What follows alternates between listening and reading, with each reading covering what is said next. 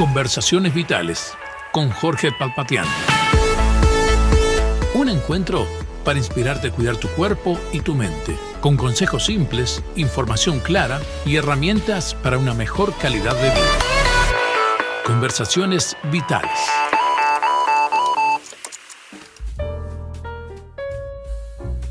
Saludos amigos y bienvenidos a un nuevo espacio de Conversaciones Vitales. Un programa donde intentamos compartir temas de relevancia para nuestra sociedad y nuestra vida. Y hoy tenemos una visita muy especial. Nos encontramos nuevamente con la doctora Magdalena Hermida. La doctora Magdalena Hermida es médico de familia, actualmente retirada de la práctica asistencial, médica directa, pero involucrada en servicios comunitarios, en organizaciones no gubernamentales, donde trabaja activamente en temas de nuestra sociedad. ¿Qué tal, Magdalena? Un gusto de poder estar en esta hora contigo, así como también participar en este programa. Te damos la más cordial bienvenida. Bueno, muchas gracias por la invitación. Sí, estás y aquí estamos para dialogar. Sí, cómo no. Estás en este momento en San José, una ciudad que queda a 100 kilómetros aproximadamente, entre 90 y 100 kilómetros de la capital del Uruguay. Y digo esto, Magdalena, porque nos están sintonizando y viendo de diferentes partes de nuestra América Latina. Así que es bueno que conozcan a nuestro paisito, como nosotros decimos por aquí. Un gusto, y siempre que vamos a San José nos alegramos mucho, y hace muchos años hemos tenido actividades juntos. Quiero decir que con la doctora Hermida hemos estudiado medicina en el hospital universitario en varias oportunidades, así que es un gusto la amistad que nos une a lo largo del tiempo. Conozco y doy fe de su vida, de su profesión y de su involucramiento en temas sociales. Magdalena, en esta hora queremos tratar un tema muy importante. Un tema que tiene que ver con una realidad que, aunque se oculta, aunque frecuentemente no se habla, y que muchas personas lo llevan hasta la tumba, porque permanece en secreto, es una experiencia humana que trae repercusiones muy notorias en la vida del ser humano. Me refiero al abuso sexual, y particularmente al abuso sexual infantil, como una forma desmedida de agresión humana, donde se altera todo el aparato psíquico y emocional de una persona. Y de esto tenemos que hablar, porque de esto no se habla. Muchas personas hoy padecen de trastornos emocionales, trastornos físicos, trastornos espirituales, por haber sido abusadas en la infancia. Por eso, la primera pregunta que quiero hacerte, Magdalena, cuando encaramos el tema del abuso sexual infantil, tiene que ver como ¿qué es el abuso? ¿Cómo lo definís el abuso? ¿Cuándo consideramos que es un abuso? Sí, adelante. Es una de las formas, junto con la trata de personas, más extremas del maltrato infantil y adolescente. Y el abuso sexual infantil específicamente, yo la mejor definición de todas y la más clara para que todos lo entendamos, es la irrupción de un mundo adulto en la sexualidad del niño. O sea, el niño emocionalmente, físicamente, psicológicamente no está preparado para esa sexualidad. Y esa sexualidad puede irrumpir de muchas maneras, y la violación no es la más frecuente. Un manoseo, la exposición a pornografía, ¿sí? El ver relaciones sexuales dentro de su propia familia, ¿viste? Hay familias que duermen todos en el mismo dormitorio. Eso también, exponer a los niños a la sexualidad adulta, a verla o a ser partícipes de ella, es abuso sexual infantil. El niño no está preparado, su aparato emocional, para poder elaborar lo que está viviendo. Y eso ocasiona severos prejuicios.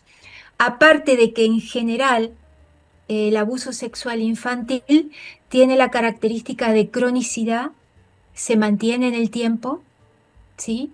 Y la dinámica emocional de que el abusador hace sentir culpable al niño de lo que ocurrió. Por tanto, la víctima se siente responsable de lo ocurrido.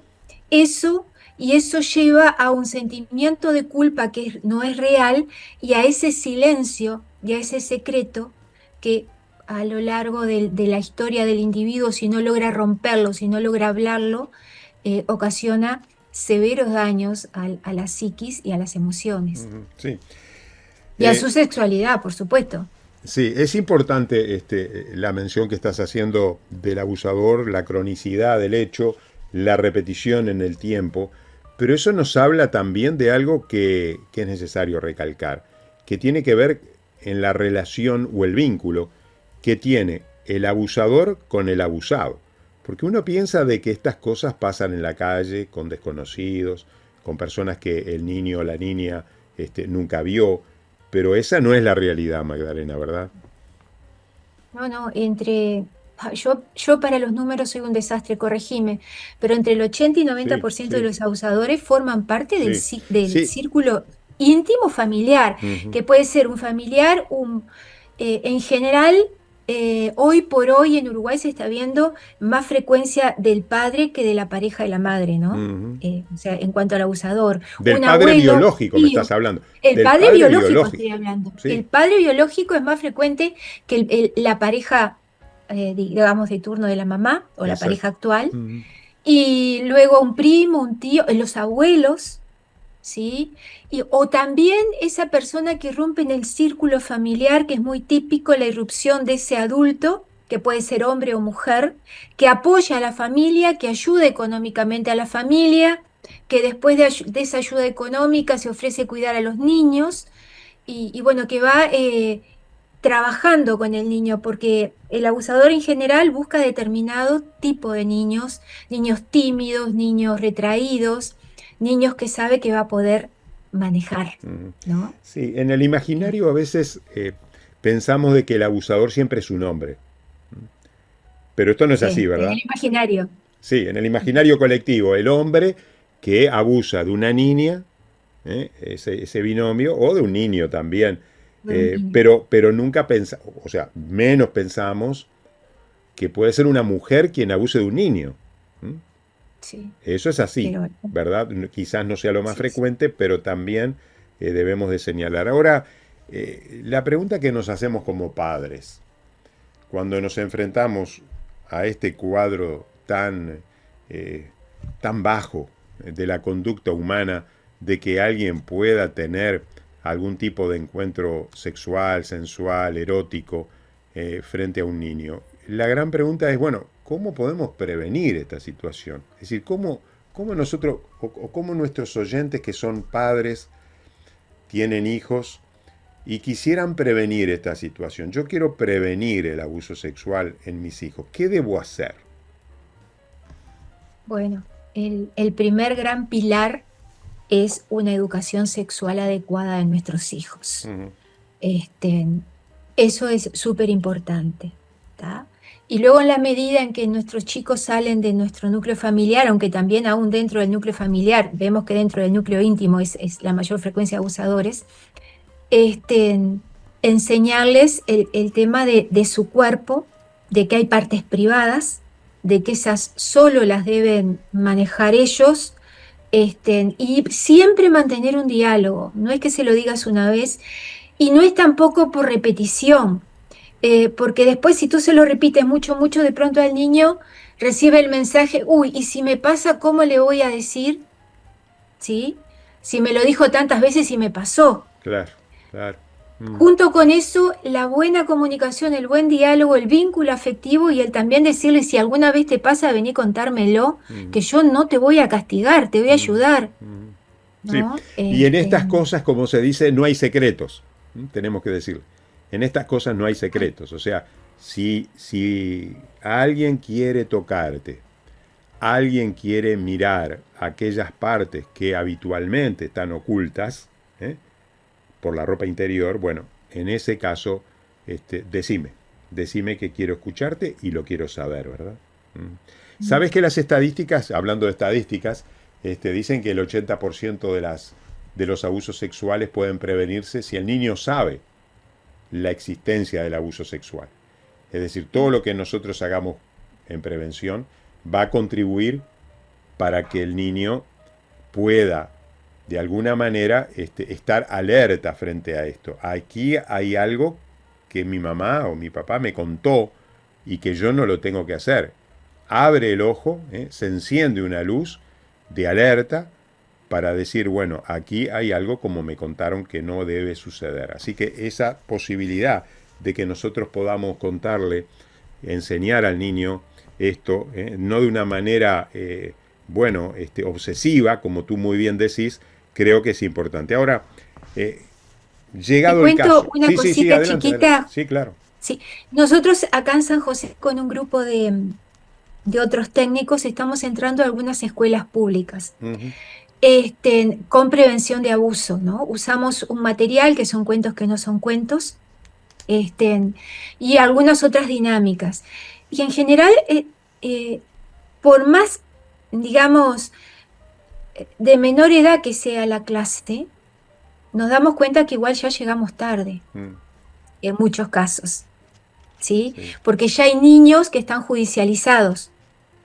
Y en la medida que van progresando en cuarto, quinto, sexto, también. Entonces digo, nunca es muy temprano, no hay que ser obsesivos, pero en la medida que nuestros hijos van preguntando, no le vamos a dar una clase completa, pero sí enseñarles estas pautas y después veremos cómo seguimos. ¿No? Sí, también. Por ejemplo, Sí. no me voy a bañar desnudo con mi hijo, porque eso estuvo muy de moda en un tiempo, pero eso no está bueno, porque, bueno, si papá o mamá tiene esas partes públicas, porque yo también puedo, o pueden acceder a mis partes públicas. Todas esas pequeñas acciones en familia son fundamentales. Sí, ¿No? y yo creo que también Perdón. hay otro elemento que hoy influye, que es la hipersexualización. Por supuesto. Toda esa situación donde, estoy pensando como ejemplo, las niñas son expuestas a cosméticos, a movimientos sensuales, a ciertas ropas y ciertas vestimentas que parecen vedette, que lo único que le falta es un poco de altura para pasar por la pasarela. Bueno, todo eso expone a la niña a una hipersexualización, a ver la sexualidad como algo tan llamativo y tan objetivo en nuestra vida, que eso puede también dar lugar a que podamos nosotros ver estas situaciones. Ahora, ocurriendo el hecho, nosotros hacemos prevención, pero ocurre el hecho. Ocurre el hecho y no lo sabemos en una primera instancia. Vamos a darnos esa posibilidad. Yo no sé qué pasó con mi hija, con mi hijo, pero ¿cómo me puedo dar cuenta como adulto y cómo puedo sospechar que en alguna medida aquí yo estoy respirando algo raro, algo que pudo haber sido una situación de abuso, que no me lo dijo, que no tengo elementos para aseverarlo, pero lo puedo sospechar? ¿Tú pensás que hay algunos elementos, Magdalena, en que una madre, un padre debe prestar atención si hay ciertas cosas en la vida de un niño que pueden potencialmente ser o no, pero que potencialmente podrían ser signos indirectos de abuso sexual? Bueno, el abuso sexual infantil es un trauma, va a traumar, es algo que golpea la vida. Entonces, van a ser todos indicios de que el niño está sufriendo cualquier cambio de conducta en nuestros niños. Un niño que, por ejemplo, no quiera ir a la escuela o, por ejemplo, se empiece a poner pantalón sobre pantalón y sobre pantalón o en casa no quiera que nadie entre, que es lo correcto que nadie entre al baño, pero no quiere ni bañarse ni higienizarse en sus partes privadas, un retraimiento, miedo a andar a ir a cierto lugar o con cierta persona, en que a veces los adultos, no, ¿cómo no vas a querer ir a lo del tío si el tío es macanudo? Mira, ¿tá? Y si el niño no quiere ir, el niño no quiere ir, no lo podemos someter. ¿Tá? Y podemos estar atentos y podemos buscar diálogo. ¿Sí? Una vez, pero Magdalena, siempre va a haber un cambio de conducta en él. Sí, una vez perdóname que te diga esto, te cuento algo. Una vez estaba en una escuela dando una charla y una maestra, directora, me dice, nosotros a veces nos podemos dar cuenta de las conductas que tienen los niños en la tarde o en la noche, de la manera que se comportan en la clase. Y me cuenta la maestra que una vez, la maestra como siempre dice, bueno, hagan fila y tomen distancia, ¿no? Como hacíamos nosotros antes. Teníamos que ponernos así, detrás de otro alumno, compañero, y hacíamos la fila para entrar a clase o para salir al recreo, para determinadas cosas. Y dice que un niño, en esa situación, intempestiva y agresivamente, cuando estaba detrás del otro niño, se acercaba con su parte ventral, tocando, pechando en la zona glútea del otro niño que estaba por delante. Él estaba jugando, es decir, no tenía ninguna connotación sexual o erótica, de acercarse de alguna manera para tener una relación corporal con el otro niño. Estaba jugando. Pero la maestra me dice, ese niño que estaba jugando así, en la tarde estaban jugando con él de la misma manera. Entonces ahí, ese juego, ese cambio en la conducta de ese niño, nos pudimos dar cuenta y tuvimos que llamar a los padres para que revean esa situación. No por ser escandaloso lo que el niño hacía, sino porque ahí estaba demostrando que algo estaba sucediendo en la tarde o en la noche con ese niño, que le estaban haciendo lo mismo que en la mañana el niño hacía con otro. Y estaba jugando. Estaba jugando. No era un acto sexual, era un acto lúdico. Porque creía que había adultos que en la tarde estaban jugando con él de esa manera. Interesante, ¿verdad? No, es que las maestras, y más ahora en Uruguay están los tiempos extendidos, de Sí. horario extendido, Sí. muchas veces se dan cuenta mucho antes que los propios padres, y son las maestras las que alertan a los padres que paren, que observen. Ahora, los padres deben actuar con mucha tranquilidad. Yo sé que cuando te dicen eso es un balde de agua fría, pero no salir a pedir venganza, o sea, investigar, y buscar ayuda, ¿sí? Porque cuando te dicen eso es una actitud desequilibrante para muchos. Entonces creo que hay que buscar ayuda para la familia, para ver cómo encauzar, para ver cómo investigar, y para ayudar a nuestros hijos, en definitiva, porque Sí. es lo que debemos hacer. Ahora, yo te pregunté qué pasa cuando estás sospechando una situación que el niño no te dice. Ahora te pregunto la contrapartida, ¿verdad? Te pregunto, cuando el niño fue abusado y el niño te lo dice, de alguna manera te lo expresa. El tío, el abuelo, el primo, mi papá. ¿Y qué haces en esa situación si tú como familia, como familiar directo del niño, estás escuchando que tu hijo te dice eso? Bueno, primero, tranquilidad y siempre creerle. Siempre Al niño hay que creerle, creerle. exactamente. Hasta demostrar lo contrario, Ujú, al niño hay que creerle. ujú, Porque digamos, el aparato intelectual del niño, si bien a veces son mentirosos y pícaros, no puede elaborar una trama de un abuso sexual. cierto. Sí.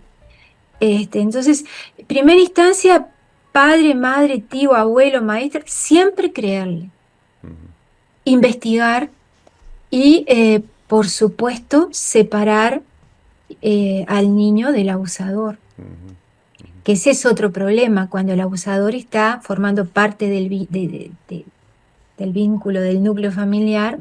Es una crisis familiar intensa, que muchas veces por evitar esa crisis familiar, porque el abusador a veces es el que provee para la familia, Exacto. ¿está? Mucha gente no toma las medidas, ¿está? Porque de pronto hay muchos más hijos que mantener, es la realidad. Sí. Y a veces el niño, bueno, se calla, y el niño rompe el silencio cuando el abusador comienza a hacerlo con otro hermano menor. Es muy frecuente que rompa el silencio en ese momento. Pero siempre debemos creer a nuestros hijos. Más en ese tema. Sí. Y una de las respuestas que podemos ser como adultos o hacer como adultos es, bueno, no digas eso del tío. No digas eso del abuelo. pero ¿estás seguro de lo que me estás diciendo? ¿O me estás mintiendo? Bueno, esas evidentemente no son respuestas adecuadas, que tenemos que cuidarnos y, como tú decís, Magdalena, tenemos que creer al niño porque él no puede elaborar, como muy bien dijiste, una trama con estas características. Ahora, estamos frente al abuso y seguimos. ¿Y qué hacemos ahora? Si estamos frente al abuso, ¿qué hacemos? Nos enfrentamos a un abuso, es cierto. Lo confirmamos, el abuso se diagnosticó, hacemos la denuncia, hacemos terapia, tiene que ir preso el abusador, llamamos a la policía. Bueno, ¿qué elementos podríamos indicar a los padres o a los tutores o a los que están cuidando de ese niño para proceder a partir de este momento? Bueno, la denuncia siempre hay que hacerla y buscar ayuda terapéutica para el niño y para la familia también. Yo sé que nos están oyendo de otros países y digamos un poco culturalmente, a veces en algunos países es más difícil denunciar por todo el entorno cultural, pero hay que denunciar siempre, ¿sí? Y buscar ayuda para la familia, porque es un delito. Es un delito contra el niño, es algo que lo afecta y lo va a afectar. Podemos tratar o sea, también el grado de afectación, quiero decir, va a depender mucho de la personalidad del niño, ¿sí? Hay niños que ya naturalmente tienen más capacidad de resiliencia, de resistir y pueden elaborarlo, pero siempre es correcto consultar y por lo menos tener un psicodiagnóstico para ver hasta qué punto el niño fue afectado, ¿sí? Sí, muchas veces, Magdalena, muchas veces esto se inhibe de hacerlo porque está la idea de una consecuencia sobreagregada a esto, ¿verdad? Es decir, muchos dicen, bueno, si nosotros ahora hacemos una denuncia policial, el niño es sometido a una intervención psiquiátrica, psicológica, social, por medio de un asistente, entendemos de que ese niño va a tener una consecuencia sobreagregada, que son los efectos dañinos que considera todo este resorte judicial que puede generarse por esta situación. ¿Tú de todas maneras pensás, Magdalena, que hay que hacer siempre la denuncia? Sabiendo esto, porque yo sé que lo sabés. Sí, es la revictimización del niño, exacto, ¿no? La revictimización que se le... Por eso se trata de que una vez que el niño te cuente, no derivarlo directamente para no hacer lo que repite y que repita. La judicialización es muy embromada, yo lo sé, pero ¿sabes qué? El abusador es un agresor y va a seguir agrediendo niños a lo largo de su vida. ¿Tá? Porque hablamos de una cronicidad, hablamos de una intencionalidad, de una elección de la víctima, hablamos de una impulsividad y de una patología en el abusador también. Entonces, hay que abordarlo de alguna manera. Si no, lo dejará de hacer con tu hijo, pero lo va a hacer con otro niño, y con otro niño, y con otro niño. Entonces, de alguna manera la denuncia, si bien yo creo que las penas no son las más adecuadas, si bien ahora se pena con cárcel, hay que hacerla para evitar o tratar en lo posible de cortar ese círculo. No solo pensar en el nuestro, sino también pensar en los otros. Y cuidar al nuestro lo más que se pueda. Sí, yo voy desde ese punto de vista.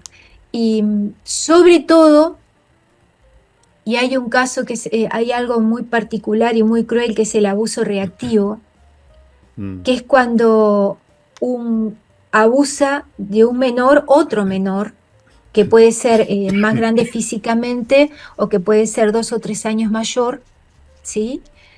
Pero a su vez ese niño fue abusado. Para tener esa actitud fue abusado. Entonces, requiere tratamiento. Y el abuso reactivo en el adolescente generalmente se rehabilita si es tratado adecuadamente, porque es una víctima, ¿sí? Ahora, tratar a los abusadores crónicos, por lo que yo tengo referencia, es bastante difícil y hay muy pocas personas que lo hagan. Ujú. O sea que Creo que aquí acá en no. Uruguay hay 2 personas que trabajan el tema. Ujú. O sea que aquí tenemos tres problemas, ¿verdad? O tres encares que tenemos que tener en cuenta. Por un lado, el niño Mm. abusado. Por otro lado, la familia que eh, se notificó de esta lamentable realidad. Y por el otro lado, el agresor. Es decir, tenemos tres situaciones en el que la sociedad tiene que prestar atención. Porque Claro. como decís, si no tratamos al agresor, el agresor va a repetir. ¿M? Y frecuentemente pueden haber personas que tienen una tendencia, una parafilia, como tú sabes, pueden ser pedófilos, ¿m? Mm. Donde su atractividad sexual está dirigida hacia la niñez y donde la única excitación sexual que tienen, y esa es la característica de la parafilia, es decir, una parafilia se caracteriza porque la única atractividad sexual que puede lograr una persona es a través de esa afiliación de atractividad que tiene, y en este caso el niño, lo va a seguir cometiendo con otra persona. Es decir, a esa persona hay que tratarla, y hay que censurarla y tiene que haber justicia frente a esto. Ahora, muchas veces el agresor, uno puede ver que se justifica. Se justifica. ¿Cuáles pensás que pueden ser, por último, algunos argumentos que se esgrime en una sociedad donde a veces se tolera esto? Se tolera porque hay sociedades, hay culturas, que estas cosas forman parte del devenir diario. Entonces, ¿qué cosas podrías mencionar en el que un adulto puede justificar el abuso sexual infantil? Por ejemplo, a mí se me ocurre una, ¿no? En realidad le gustaba lo que le hacía, por Sí. ejemplo. Eh, y eso es lo que a su vez ellos culpabilizan a la víctima, si a vos te gustó, si vos me buscaste. Y ahí entramos y un poco uniéndolos con ese tema que tú dijiste de la hipersexualización.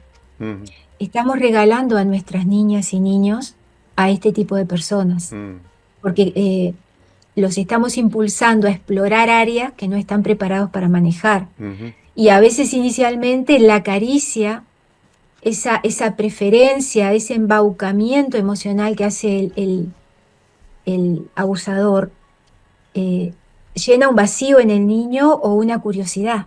Por eso se cronifica, mhm, hasta que el niño empieza a sentirse molesto, empieza a sentirse encerrado, y ahí puede ser que hable. mhm, Pero de pronto al principio, esa atención especial que el abusador le da puede realmente llenar vacíos que ha dejado una familia no continente mhm. o que no ha sabido cuidarlo emocionalmente, ¿verdad?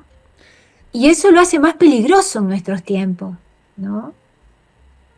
No sé si contesté tu Sí, pregunta, sí, perfecto. pero Y claro, estas personas buscan, por último mencionamos, buscan este tipo de actividades, ¿no? claro.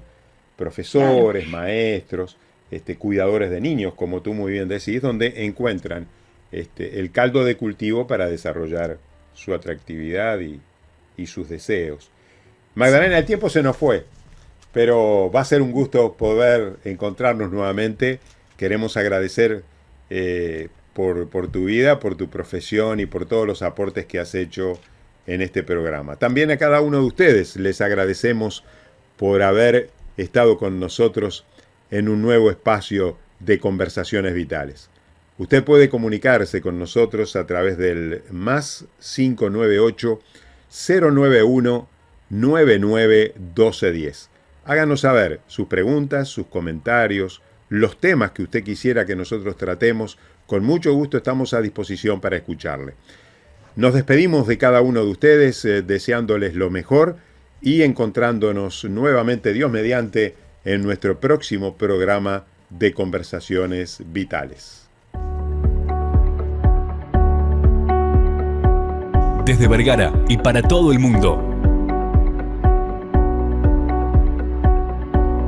Una radio con propósito. Una radio con visión. Una radio para todos.